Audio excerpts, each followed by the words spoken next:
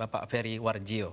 Both Excellencies will provide remarks for about 15 minutes. It will then be followed by a Q&A session for about 30 to 40 minutes. For all of you who are joining, please keep your mic muted, and then later to ask question, please write your question in the chat room on WebEx or Zoom, depending on where you are joining from. We will start with Her Excellency Minister of Finance, Bu Sri Mulyani. The floor is yours. Thank you, Pak Febrio. G20 finance ministers and central bank governors met on Wednesday, 20 April 2022, here in the IMF headquarters for the second time under the Indonesian G20 presidency. The meeting was attended by G20 members, invitees countries including Ukraine, and international and regional organizations. The meeting was held under challenging circumstances as Russia's war against Ukraine continues and its impact are felt by countries beyond Europe. Members expressed deep concerns about humanitarian crisis, economic and financial impact of the war, and called for the end of the war as soon as possible. Many members condemned the war as unprovoked and unjustifiable, and a violation of international law. Some members expressed concerns about the economic consequences of the sanction. Members share the view that the war and the associated action have and will continue to hinder the global economic recovery process, raising particular concern about food security and energy prices. Low-income and vulnerable countries will be particularly affected as they were already facing challenges, among others, limited fiscal space and high debt vulnerability. Members underlined the crucial role of the G20 as the premier forum for international economic cooperation to deal with the current multifaceted and complex global economic challenges. Members also supported the adaptation of the existing agenda to enable the G20 to address the economic impact of the war while also maintaining a commitment to address pre-existing global challenges and lead the world back to strong, sustainable, inclusive, and balanced growth. Members share the view that the war has made global growth as well as recovery much more complex and undermine the existing global efforts in addressing health, pandemic preparedness and response, high debt in vulnerable countries, and climate change mitigation and adaptation. Members also supported the ongoing G20 focus on these issues, as well as its other priorities, including international taxation. Members noted concern about broader and persistent inflationary pressures leading to several central banks raising their policy rates, resulting in faster than expected tightening of global liquidity. The higher policy rates brought into focus the need to deliver on the February commitment to well-calibrated, well-planned, and well-communicated exit strategy to support the recovery and mitigate against potential spillover. Collective and coordinated action to get the pandemic under control remains a priority for members, who noted that increased COVID-19 infection in some regions have weighed on growth, prolonged supply disruption, exacerbated inflationary pressure, and consequently could hinder the global recovery.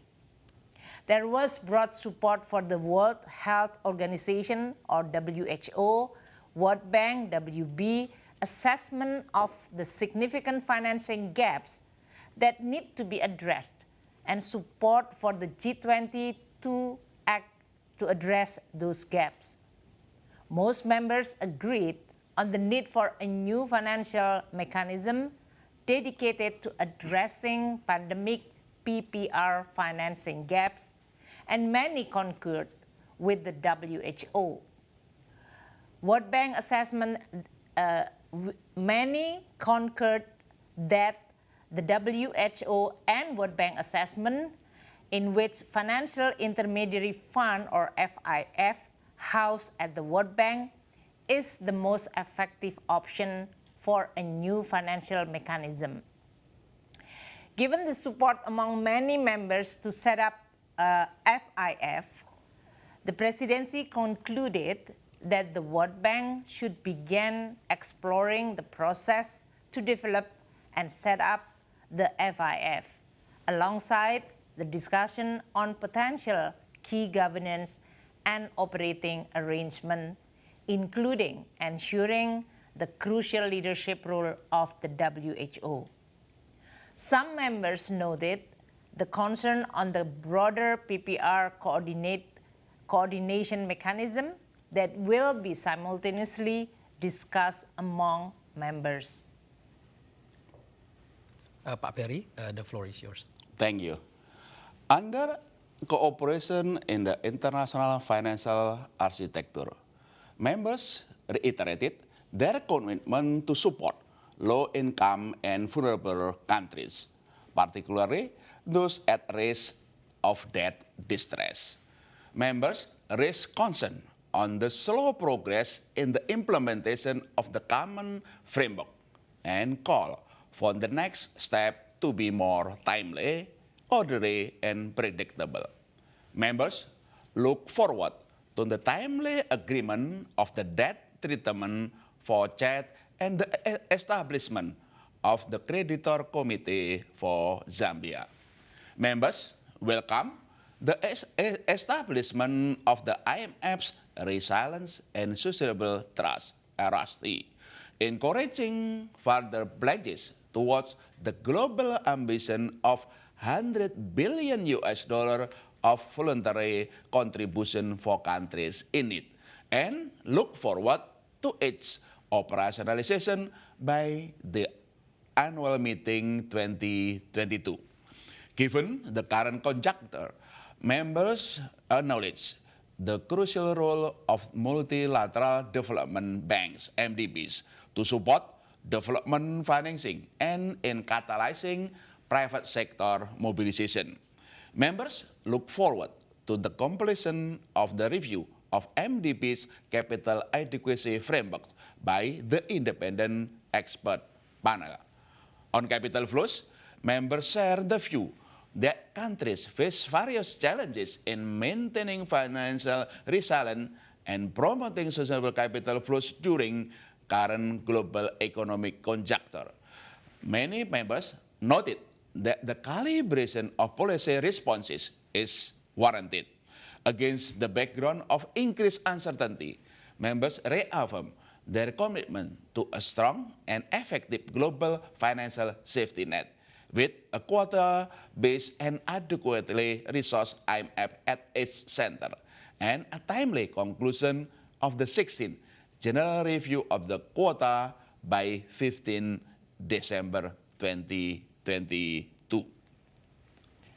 Thank you so much. On the sustainable finance, members underline the critical role of sustainable finance for green, resilience, and inclusive global economic recovery, and the achievement of the 2030 Agenda for Sustainable Development in line with the United Nations Framework Convention on Climate Change, or UNFCCC, and the Paris Agreement.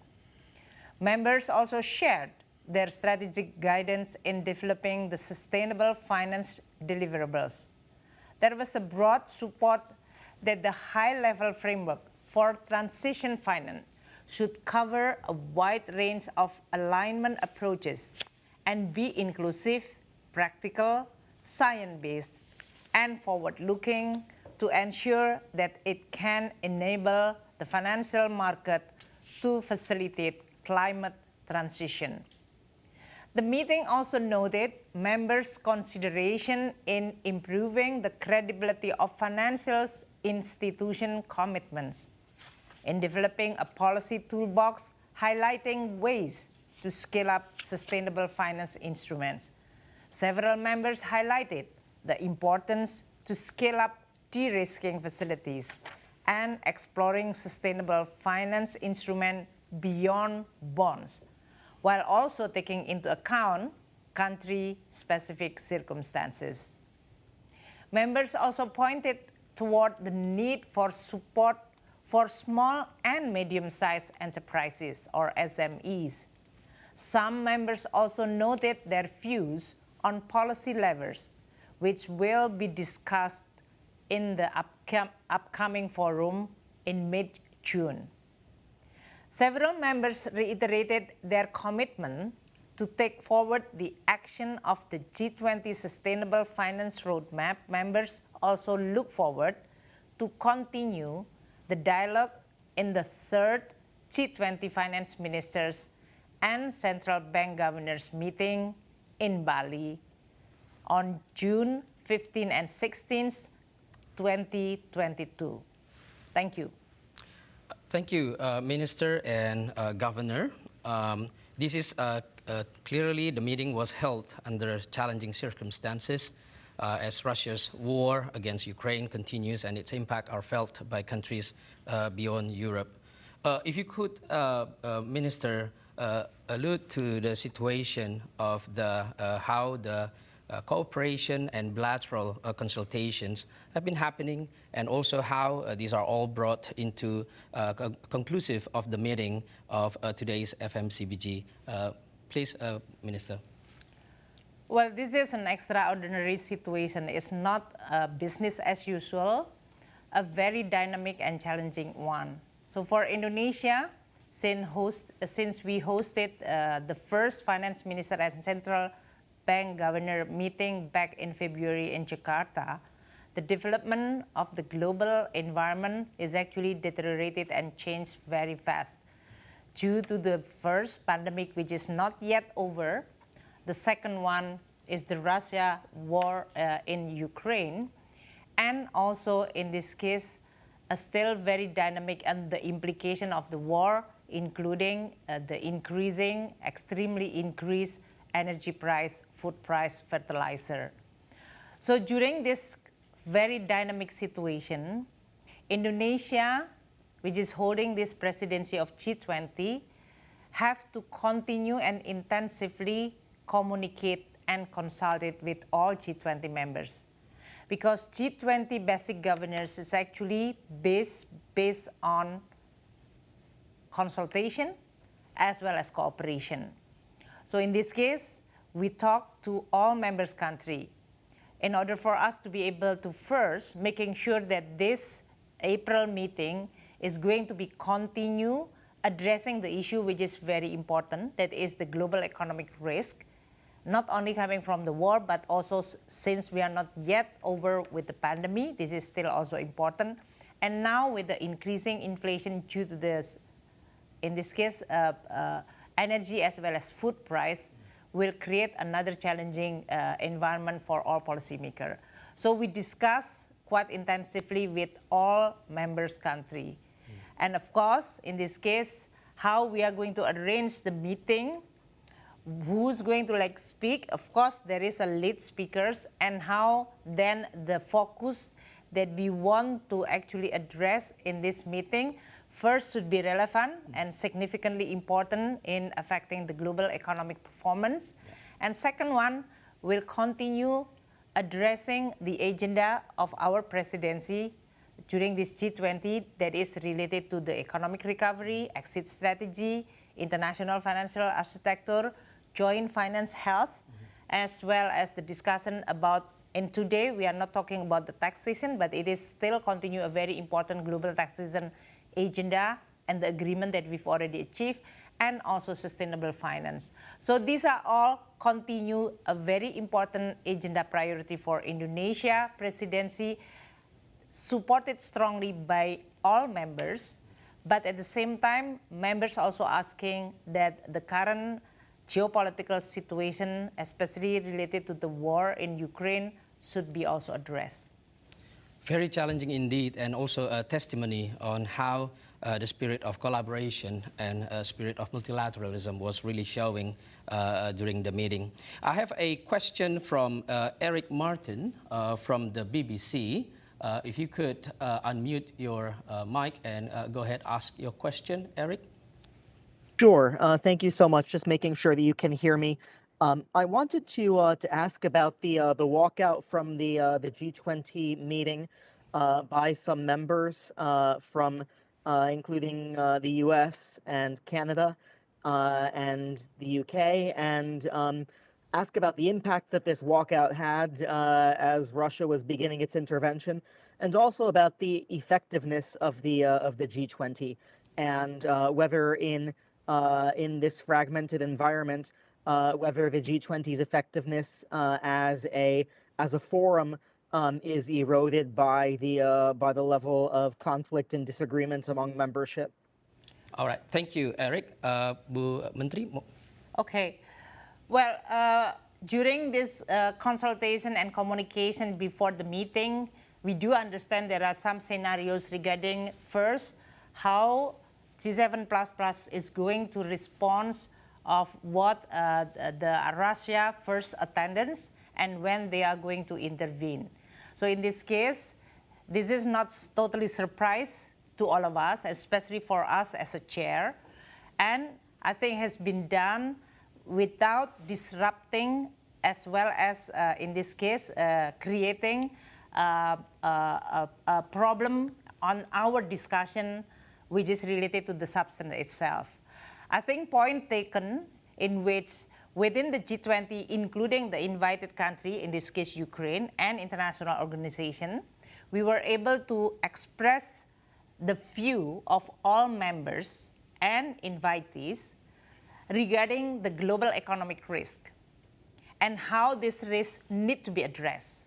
Interestingly, even though in this case that there is a strong condemnation regarding the war in Ukraine by Russia, but all members is actually underlying the need for us to be able to continue maintain G20 cooperation and the importance of multilateralism. I think this is well and widely recognized and expressed openly by all members. Why? Because I think G20 members see the responsibility of this group in order for us to be able to address the issue which is systematically important for the global economy. Currently, we are facing, some member mentioning and use the term perfect storm. We are not yet over with the pandemic situation. The recovery is still very fragile and very early.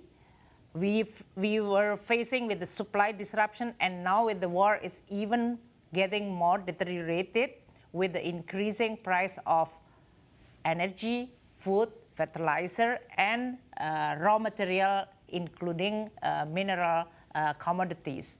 And that's definitely will create a very challenging task for policymakers. How we are going to be able to continue supporting the recovery process while the inflation is increasing very, very rapidly in many countries, and will force the response of many monetary authority to then react to that. So in this case, I think what is even more interesting, all members see the G20 is a very important forum, a premier economic cooperation forum for us to discuss both in terms of the risks as well as how we should coordinate and collaborate together. I think that is something which is really very strongly expressed during the meeting. So I'm confident that this will not erode the cooperation as well as the role of the G20 forum. Thank you, Minister. Governor, if I may, during the meeting, it is also noted that there's a consensus that members noted concerns about broader and persistent inflationary pressure leading to several central banks raising their policy rates and resulting in faster than expected tightening for global liquidity. Now, these higher policy rates brought into focus and need to deliver on was the February commitment that we called well-calibrated, well-planned, and well-communicated exit strategies. How is this relevance of this statement especially in the light of current situation that the world is facing? Please, Governor. Yes, during the discussion, of course, the current development, the war in Ukraine, have some implication that increasing global commodity prices, being energy and food price, has impacted many countries in the world, including also in emerging and developing countries, with more challenging problem of high inflation. At the same time, in the advanced countries, the acceleration of normalization of monetary policy becoming also bring to forward, including also global liquidity tightening. This is the importance of G20, where discussion, understanding becoming important. This is where every central bank need to make a well-calibrated, well-planned, well-communicated. Well-calibrated meaning to take action of their respective authority of monetary policy making based on a very thorough adjustment and assessment of inflation and global economic growth. And of course, taking into account what the impact to other countries, to global economy. This is very important where G20 have taken the role. Without G20, of course, every country take the policy only on its own domestic interest. Under the G20, the discussion bring forward to global interests, taking into account other impact to other countries. That's well calibrated. Well planned, of course, the need for making what we call it assessment of what policy will be doing going forward. Forward guidance is very important. Even though the policy will be taken in the month or quarter ahead, it is good and understanding and the discussion of G20 forward guidance is important. So other countries and the market, of course, can take into account the planned policy action into their own decision. And the third, the communication is very important.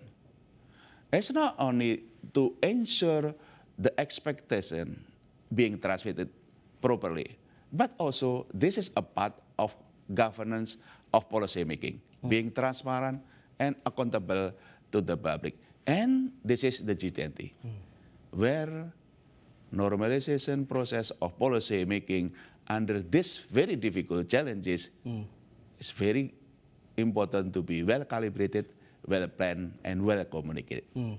Wow, that's really encouraging to see that policymakers can actually see and reach consensus on that challenges and how the policies are going to be well calibrated, well communicated, and well planned.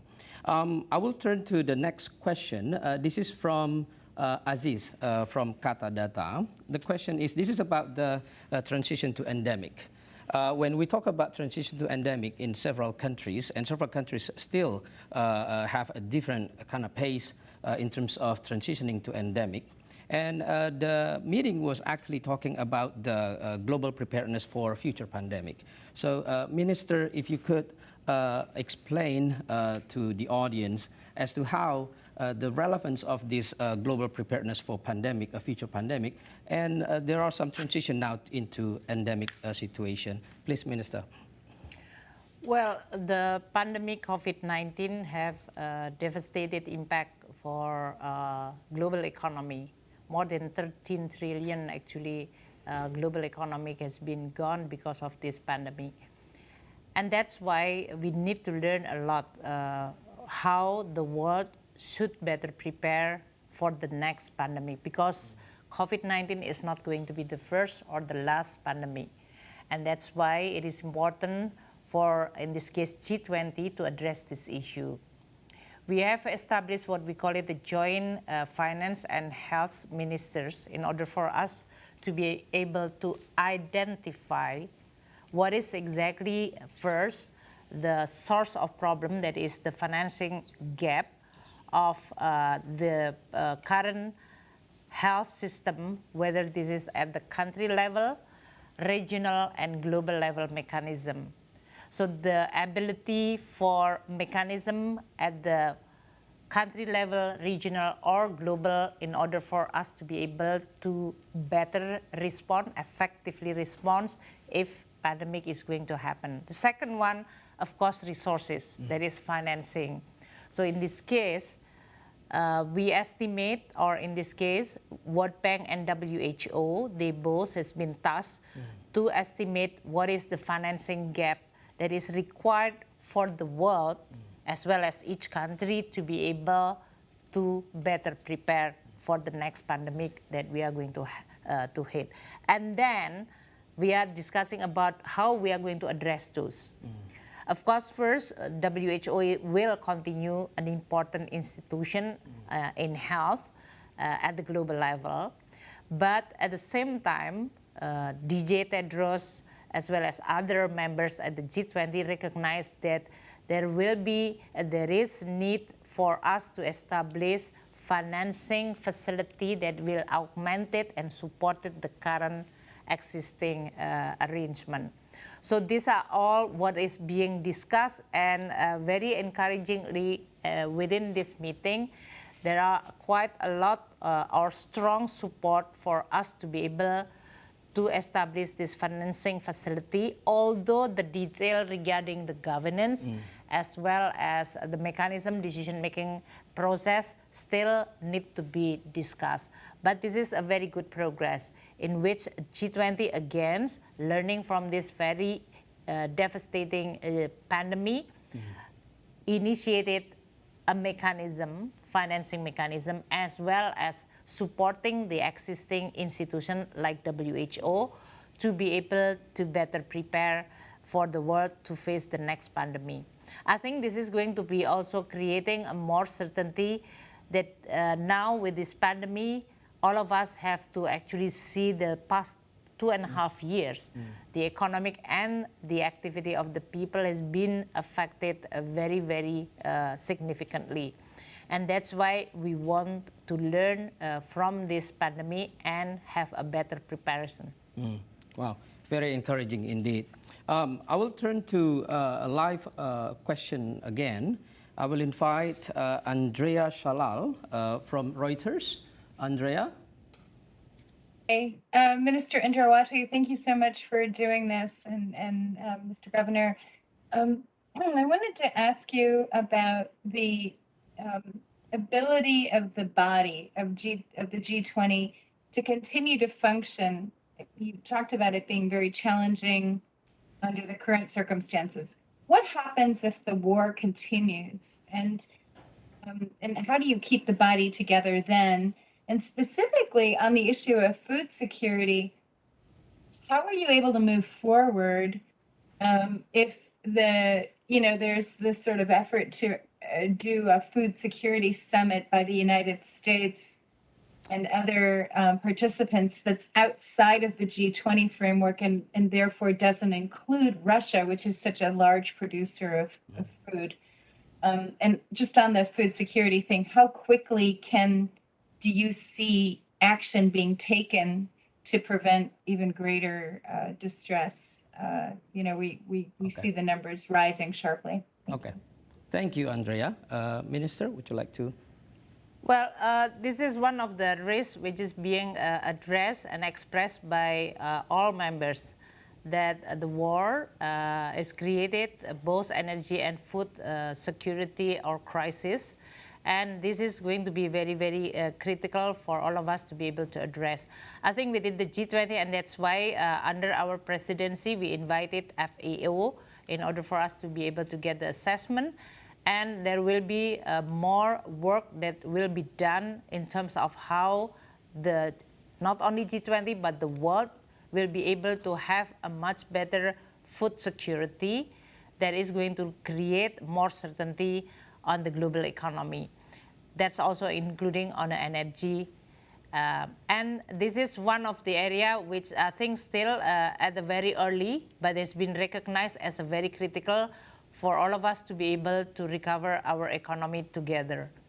And initiative, whether by the United States to address this issue of the FAO, of the food problem or food crisis, I think is certainly welcome. The nature of the G20 cooperation and collaboration, usually some country within the members have the initiative, and they are going to then create a certain activity, mobilizing support, and when it is very important, then it can be addressed within the G20. So I don't see this as a competition, but more like reinforcing or even deepening the discussion, which is critically important for all of us to be able to address the global economic risk like food crisis. Thank you, Minister. It's very encouraging to see that during the meeting, clearly, there are some challenging moments and also situations and discussions during the meeting. But it is also very encouraging to see that the substance of the agenda of G20 continued to be discussed and to be found solutions, especially on the sustainable finance. When we talk about sustainable finance, we see that globally, countries are gathering and converging into the sustainable finance as a solution for climate change agenda. Could you explain a little bit, especially the context of the discussion in the Sustainable Finance Working Group and how this is going to be affecting the future capital flows into transformation of economies as to also at the same time addressing the climate change risk? Well, while we're also discussing the current risks, all members also widely recognize that climate change is the risk that need to be addressed by all members, not only G20. We definitely also support, in this case, the UNFCCC and the Paris Agreement. And the discussion within the finance minister is certainly will be heavy on the financing side, which is, I think, very critical for all of us to be able to achieve the commitment on the climate change, especially to deliver the net zero or nationally determined contribution for each country or sustainable development goal. So financing is very, very critical. The discussion also take into consideration especially the role of private sector and how we can use policy levers in order for us to be able to track as well as credibly creating an environment for private sector to involve or engage and support the climate change agenda. I think there are many of the discussion that we are talking about how financial market can facilitate climate transition, because this is very important. The transition mechanism and the transition financing is going to be critical for all countries, which is at the policy level or commitment is already there, but sometimes constrained by the financing side. And that's why this is the role of the G20 as well as even in my capacity as the coalition of the Climate Action Minister of Finance, which is talking about the climate action. We are discussing about this financing aspect. There is, as I said earlier, the agreement that the approach, including on the financing side and technology, should be inclusive, practical, science-based, and forward-looking. That means this is not an exclusive only for a big project, which is related to the climate change. But there is also recognition that this financing should be also available and accessible, especially for the small and medium enterprises, so that we are going to be able to mobilize this funding, and especially coming from the private sector, that can be tracked in a credible way, how each country can deliver their commitment, and at the same time, private sector globally can also participate. Thank you, Minister. I will turn now to Governor Perry. What were the views from the G20 countries regarding the risk on capital flows volatility, especially given the current geopolitical situation in Ukraine, and also still a resurgence of COVID in several places as well? Are there any concrete steps that agreed regarding this issue? And also at the same time, maybe central banks in several developed countries began to normalize their monetary policies. And there is even chance that the Fed will be a little bit more aggressive than we expected. How is this discussion in G20 evolve? And what are the consensus that have been evolving? Well, certainly the war in Ukraine accelerated the need and the tension to make the right decision in this very difficult and challenging. Before this conflict happened, it's already a discussion on how G20 can discuss and better collaborate in the global aspect. Of course, with the war in Ukraine, with the commodity price increase, the inflation becoming a problem everywhere, this is becoming more important for G20 to come forward. So what needs to be done and being discussed among the G20 members? 3 areas. The first, we talked before about the need for advanced countries or any member countries that need to exit, to normalize their policy. The need for well-calibrated, well-planned, well-communicated. So any action of a member countries can be better understand and can be better prepare the implication to other countries. That's one. The second is, of course, the need for emerging countries or other countries, the recipient countries of capital flows, to better prepare. How to be better prepare? Of course, the sound macroeconomic policy, fiscal, monetary.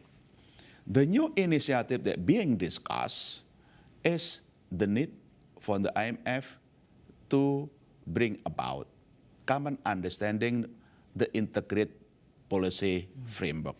How monetary policy can be integrated to suit well the purpose of managing stability and supporting growth, including also the capital flows management on it.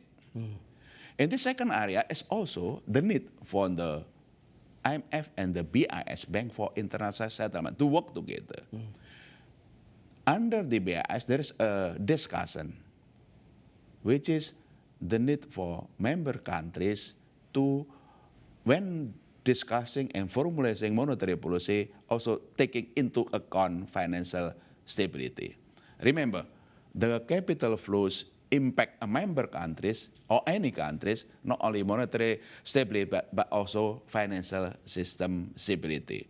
So, and the second area of the discussion at G20, which is becoming more intense discussion now, which is under the IMF, can help countries to formulate better monetary policy under integrated policy framework and cooperation with the BIS to better also managing financial stability. This is the second area. The third area is also providing assistance and facility for member country, especially the least developed country.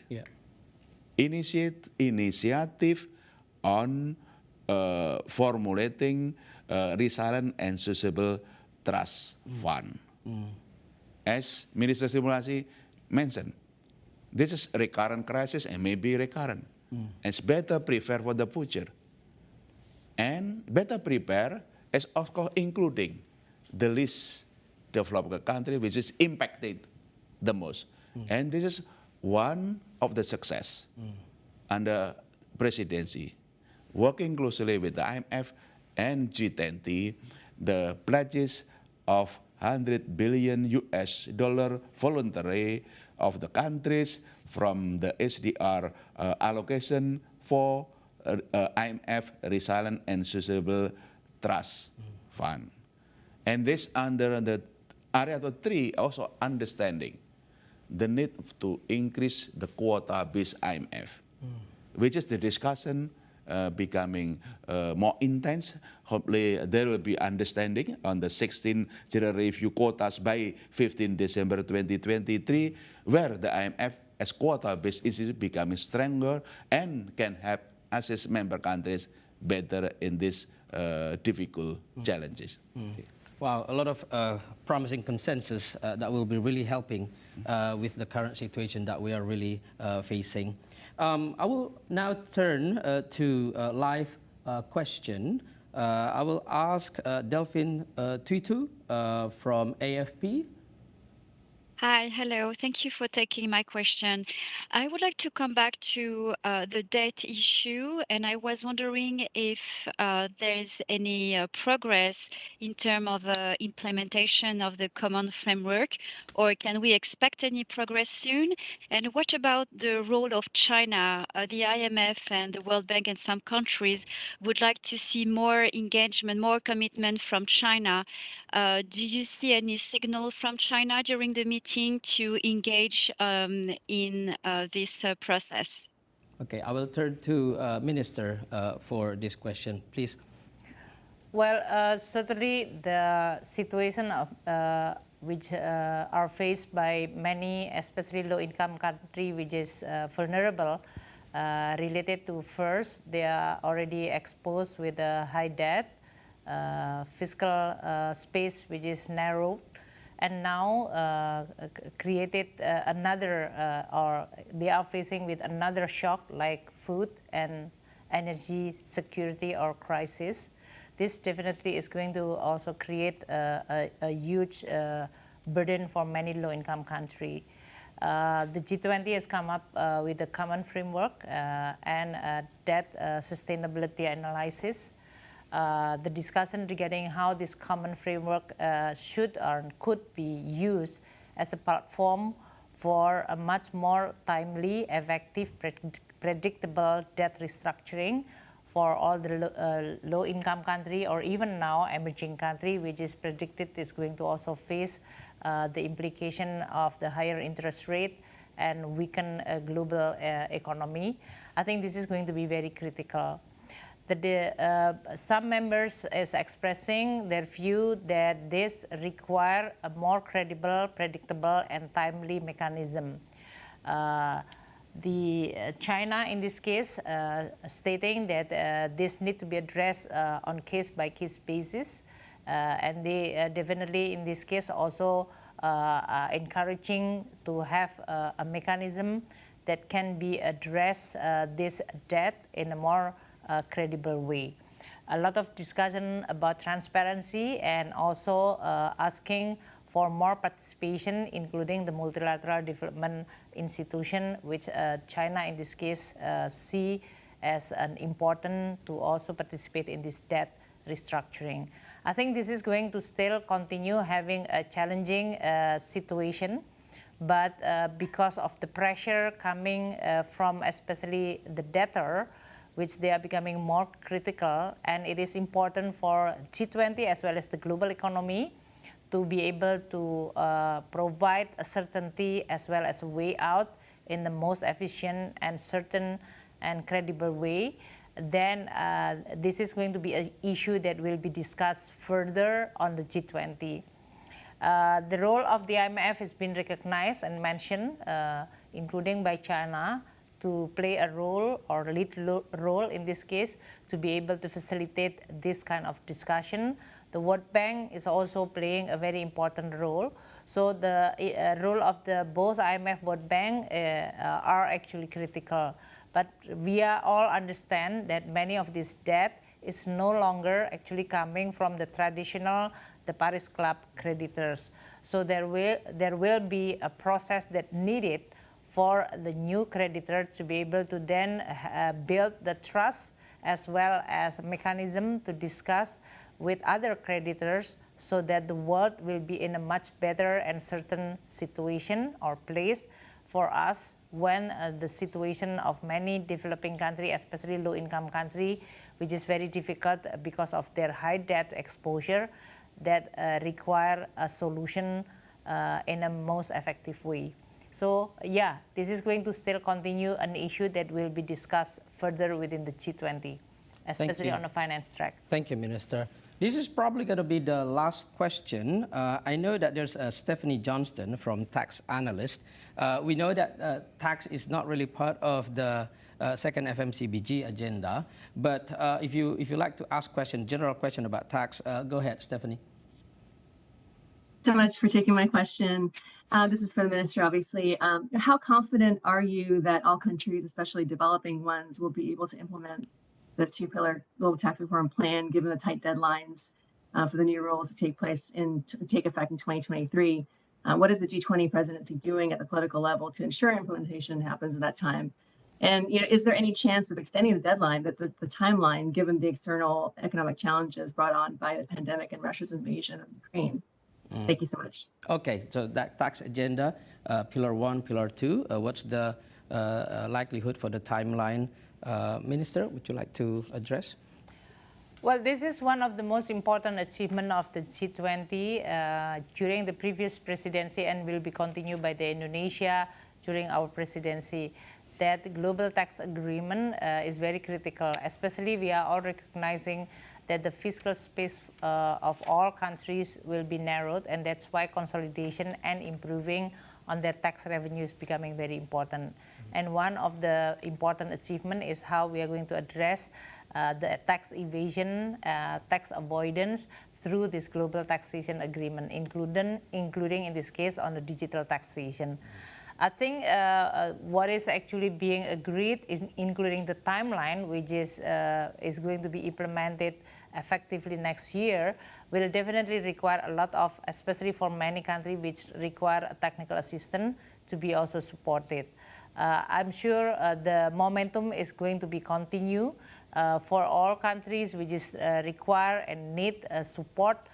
There will be like a mechanism in place, whether this is will be tasked by the G20 or asking international organizations like OECD, IMF or World Bank in order for them, or even ADB. ADB now also establishing the tax center within their institution.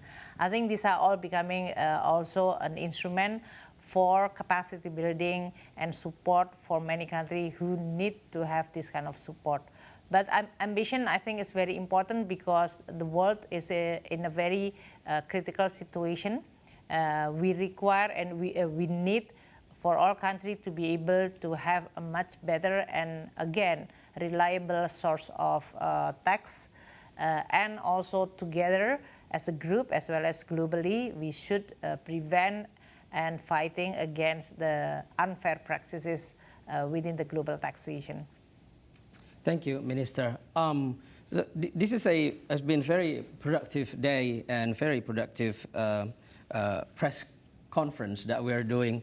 I will give 2 minutes for each, His Excellency Governor Perry and also Ministry of Finance to give a concluding statement. I would give the first chance to Governor Perry.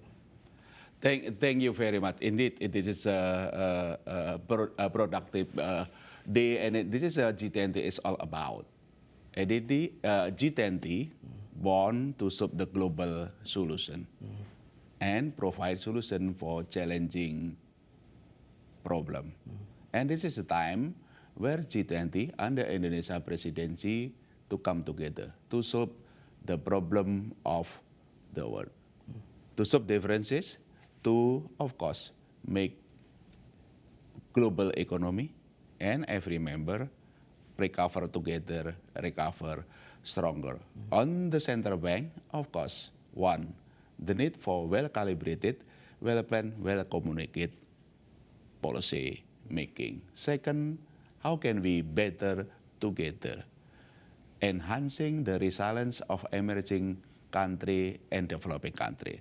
So emerging country and developing country can recover together, recover stronger under very difficult challenge, the global spillover. Number three, how to strengthen the international financial institution to give advice and to, of course, help any member country in this difficult time. Under presidency of Indonesia, let's do together, recover together, recover stronger. Thank you, Governor. Minister? Well, G20 was established based on the sense of important responsibility and cooperation at that time to save the world from the global financial crisis that threatening the global economy into a depression. And I think since then, G20 has actually creating or resulting many initiatives which actually creating a much better policy response, especially when we are dealing with systematically important issue that can threaten the global economic recovery or growth as well as stability. The situation that we are facing today is even more complex. We've been through the pandemic for more than 2 years and still ongoing. We also now facing with a much complex policy environment like higher commodity price, inflation, and also geopolitical tension. So this spirit of cooperation is very important. Under Indonesia presidency, we continue urge as well as communicate, coordinate, consult with all the G20 members country, which they are strongly supporting the Indonesia presidency agenda. First, of course, our original agenda, for example, on the exit strategy and scarring effect, international financial architecture, we are discussing about finance and health, as well as on our discussion on sustainable finance and global taxation. These are all very important and high priority agenda. Now, with the current crisis, which is now escalated with geopolitical tension, it doesn't mean that we are conducting meeting business as usual.